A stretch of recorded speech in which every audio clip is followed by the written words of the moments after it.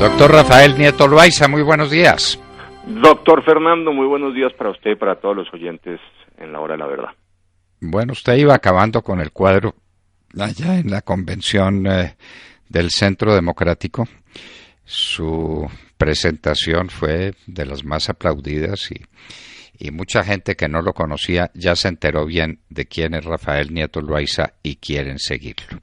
Doctor Nieto, ¿cuáles son los problemas cruciales del país que se van a discutir en estas próximas elecciones y que usted discutiría como candidato del Centro Democrático a la presidencia de la República? En mi opinión, doctor Londoño, son 5 los grandes temas en los cuales hay que trabajar hacia adelante.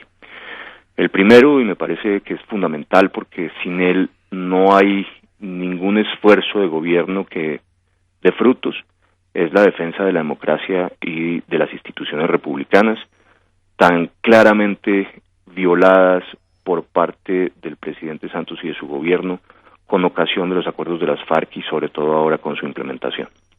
Aquí hay que recuperar la Constitución, el Estado de Derecho, el imperio de la ley, la separación de los poderes públicos, hay que fortalecer al Congreso de la República y a la rama judicial. Sin eso estamos perdidos porque nos acercamos mucho más a un régimen autoritario que a una verdadera democracia, que es exactamente lo que nos ha pasado ahora. Después, tenemos que trabajar en la línea de un capitalismo popular incluyente. El 28% de la gente en Colombia, doctor Londoño, es pobre. El 8.5% de la gente es indigente. Eso nos da un 36.5% de los colombianos que vive debajo de la línea de la pobreza. Mal contados son 1 de cada 4 colombianos. Esa es una cifra que es aterradora. Y si uno la traduce en valores absolutos, se está hablando de 18.5 millones de colombianos. Es una cifra enorme y lo que tenemos que hacer definitivamente es enfocar el esfuerzo del gobierno para ser efectivos, eficientes, transparentes en un gasto social dirigido a que esta gente salga de la pobreza y pueda entrar a disfrutar de los beneficios de la democracia y del capitalismo. Por eso decimos que tiene que ser un capitalismo popular e incluyente. Ahora, eso no se hace, como le gusta a los socialistas, repartiendo pobreza. Eso se hace de la única manera en que la historia se ha demostrado que es posible, que es generando riqueza para, a partir de ello, ahí sí poder enfocar el gasto en los más pobres. Y al final, tener lo que es mi sueño, un país de propietarios, no donde unos cuantos sean propietarios, sino donde todos sean propietarios, los campesinos, los tenderos, los más humildes propietarios, y ellos sí, a partir de ese esfuerzo, podrán también generar también riqueza para el resto del país. El tercer elemento es también fundamental, que es la recuperación de la seguridad. Con 200.000 hectáreas de coca como resultado del proceso con las FARC y creciendo, se están fortaleciendo las disidencias, se está fortaleciendo el ELN, y por cuenta de ambas cosas no es posible sostener en Colombia que haya terminado el conflicto armado. Y no basta con eso, sino que además también por cuenta de esas 200.000 hectáreas de coca, de ese mar de coca, tenemos un crecimiento de las bandas criminales y un aumento del microtráfico. El microtráfico impacta directamente la seguridad ciudadana e impulsa la drogadicción. Y la drogadicción daña a los jóvenes, rompe las familias y aumenta también la delincuencia. Esa tarea hay que hacerla y hay que hacerla de inmediato. El segundo elemento en materia de seguridad es el fortalecimiento de la fuerza pública, tan venida a menos en el marco de estos acuerdos. Hay que recuperar la moral de combate, hay que volver a entregarle los presupuestos que necesita la fuerza pública y sobre todo hay que darle liderazgo y darle las indicaciones para combatir a todos los criminales y que no ocurra como viene ocurriendo, que tenemos a las fuerzas militares y a la policía prácticamente en sus cuarteles. Y el tercer elemento es el de la seguridad ciudadana, donde efectivamente el ciudadano de día, de a pie, está viéndose afectado clara e inequívocamente. El cuarto punto tiene que ver con la lucha de la corrupción. El último informe de Transparencia Internacional, doctor Londoño, el del año pasado, muestra que de las 167 entidades que fueron evaluadas por estas entidades estatales colombianas, evaluadas por Transparencia Internacional, ninguna, ni una sola de esas 167 entidades está en riesgo bajo. El 22% está en riesgo moderado y todas las demás están en riesgo alto o muy alto de corrupción. Eso incluye las Contralorías, eso incluye la Fiscalía General, el Ministerio de Justicia y el Ministerio de Interior están en riesgo muy alto. Así como vamos, evidentemente, no hay esfuerzo que pueda hacer la ciudadanía pagando impuestos, no hay reforma tributaria que aguante. La lucha contra la corrupción tiene que ser uno de los objetivos fundamentales y transversales de cualquier acción de gobierno. Y por último, hay que defender la vida y los valores de familia. A mí me impresionaban muchísimo unas declaraciones que daba Cristina Plazas, la directora del Instituto Colombiano de Bienestar Familiar, que decía que entre enero y marzo había 2.413 denuncias por abusos sexuales contra menores. Algo está pasando. Evidentemente hay una crisis en la familia. Esto hay que corregirlo, hay que rescatar los valores familiares, hay que disminuir y atacar el embarazo adolescente, hay que rescatar el valor de la vida. Yo creo que en esa manito, en esos 5 dedos, hay que concentrar la acción de gobierno.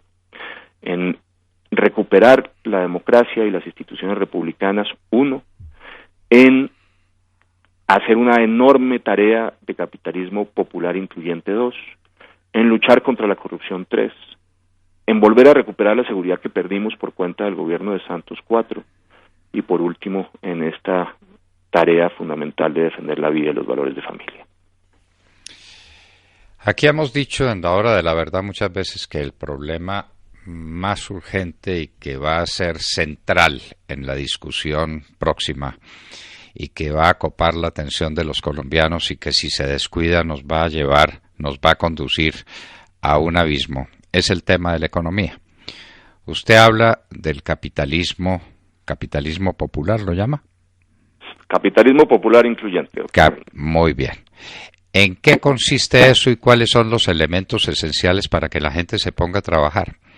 Para que vuelva a haber fe en unas reglas de juego que le permitan a la gente invertir, porque sin inversión no hay nada.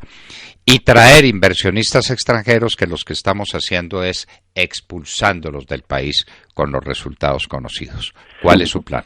El primer elemento, y resulta indispensable porque es la base sobre la cual se construye, es asegurarle a la gente que se le va a respetar su derecho a la propiedad, que hoy está claramente amenazado por cuenta de los acuerdos con las FARC en lo que hace al sector rural. Usted habrá visto que esa pretensión de implementación de los acuerdos va dirigida a poner en peligro el derecho de propiedad de campesinos, agricultores y ganadores a lo largo y a lo ancho del país. Hay que empezar por asegurar el derecho de propiedad de todos los que hoy tienen algo para proteger. El segundo elemento es proteger y fomentar la libertad de empresa. Es que si la gente no entiende que sin empresarios no es posible generar riqueza, pues no vamos a conseguir de ninguna manera salir de la pobreza. Un gran esfuerzo para inculcar los valores del emprendimiento y para fomentarlo. Y usted me dirá, y eso es teoría, pero ¿cómo se hace? Bueno, se hace de la siguiente manera. Primero, se hace generando seguridad jurídica. Hoy la gente, y en particular los empresarios, no está seguro de cuáles son las reglas de juego. Hay que darle certeza de las reglas de juego, hay que generar estabilidad en la jurisprudencia de las Cortes, hay que proteger la propiedad y proteger la iniciativa empresarial. Segundo, hay que generar unas condiciones, usted lo ha dicho, que permitan mejor inversión, porque la única forma de crecer la torta es que la gente aquí y la de afuera, es decir, la inversión privada, interna y externa, evidentemente muestre interés en poner la plática en Colombia y hacerla crecer. La inversión necesita protección del derecho de propiedad, seguridad jurídica, fomento a esas inversiones y estabilidad a mediano y a largo plazo. Y necesita también 2 condiciones básicas: seguridad física y, por el otro lado, lucha contra la corrupción. En un ejercicio en el cual, para hacer negocios, hay que entregar permanentemente mordidas, el asunto no va a marchar. Y por último, a partir de todo ese esfuerzo desde el sector privado, necesitamos un esfuerzo enorme desde el sector público, en las siguientes direcciones. 1. No hay reforma tributaria que alcance si la plata se la roba el Estado. Eso evidentemente tiene que ser una prioridad y no podemos dejarle a la izquierda populista y además corrupta el discurso de la corrupción. La corrupción tiene que ser una meta real y transversal de trabajo por parte del nuevo gobierno. Después, necesitamos austeridad en el gasto público. Si usted ve las cifras comparadas entre el 2010 y el 2016, el señor Santos ha multiplicado en mucho el gasto por parte del Estado. Por varias razones, porque creó un enorme conjunto de nuevas entidades del Estado. Al Santos le gustaba y necesitaba crear nuevas entidades porque necesitaba darle mermelada y espacios en el gobierno a sus distintos amigos en el Congreso. Hay que disminuir el tamaño del Estado, frenar este crecimiento expansivo de entidades que además se ha multiplicado aún más, lo que no deja de resultar sorprendente por cuenta del proceso de paz. Yo me cansé algún día de sumar instituciones, comités, comisiones, entidades creadas en el marco de los acuerdos con las FARC. Iba en 70 y tantos y no había terminado. Todo eso serán nuevos gastos para el municipio, para el Estado, y eso significa más plata que se le saca a los colombianos de los bolsillos, porque esos son los impuestos. Los impuestos son una manera que tiene el Estado de sacarle plata a los ciudadanos que se la podrían gastar en lo que pensaran que es más productivo para ellos y sus familias, para que el Estado la gaste y la malgaste mal en clientelismo, burocracia, como está ocurriendo hoy en el país. Así que la tarea de disminuir el tamaño del Estado y la austeridad son fundamentales. Estos gastos excesivos en publicidad, en propaganda, en clientelismo, en mermelada, hay que corregirlos de manera definitiva. Y por último, en relación con el Estado, necesitamos un gasto mucho más eficiente que el actual. Usted ve, por ejemplo, las cifras en educación, y Colombia hoy tiene unos gastos muy importantes en materia de educación, que han permitido algunas cosas positivas, como mejorar, por ejemplo, la cobertura. Eso es real. Pero cuando usted se sienta a mirar la calidad, se dará cuenta que, a pesar de ese esfuerzo, usted no tiene mejores índices de respuesta por parte de los educandos, y eso ocurre porque la calidad de la educación es malísima. Las cifras de 2013 y 2015 de las pruebas Saber muestran que los peores calificados de todos eran los docentes. Es decir, le estamos diciendo a los que no saben leer, a los que no tienen competencias ciudadanas y a los que no entienden matemáticas, que enseñen a leer matemáticas y competencias ciudadanas. Ahí lo que queda demostrado es que nuestros docentes, con excepciones por supuesto, en general son muy malos, y los que estamos formando son los peores de todos los estudiantes, y a ellos les vamos a entregar el activo más valioso, que es la educación de nuestros jóvenes. Eso es inaceptable, pero demuestra lo que yo estoy tratando de señalar, que tenemos gasto público, pero el gasto público es altamente ineficiente, de manera que el enfoque social, pero además eficiente del gasto público, es otro elemento fundamental en materia de economía. Resumiendo entonces, hay que respetar el derecho a la propiedad, hay que fomentar la iniciativa empresarial, hay que fomentar la inversión generando estabilidad en las reglas de juego, seguridad jurídica, seguridad física y dando fomentos. Hay que disminuir el tamaño del Estado y generar austeridad. Eso resulta fundamental. Hay que hacer un mejor enfoque social. Y déjeme ponerle la cereza al pastel. Si usted puede finalmente conseguir un Estado austero y una mayor eficiencia en el gasto público, usted puede disminuir los impuestos. Y al disminuir los impuestos tiene un incentivo fundamental para la inversión y sobre todo tiene un incentivo fundamental para el consumo, porque le devuelve esa plática que le está quitando el Estado de los bolsillos a los ciudadanos, de nuevo a los ciudadanos, para que ellos lo gasten o lo inviertan en lo que mejor les conviene. Y yo estoy convencido, por principio, radicalmente, que son mejores los ciudadanos definiendo sus prioridades en el uso de sus gastos que un Estado omnipotente y omnisapiente que decide en dónde debe gastarse la plata. Y que, como ha quedado demostrado en estos últimos 6 años de gobierno, en general lo hace muy mal.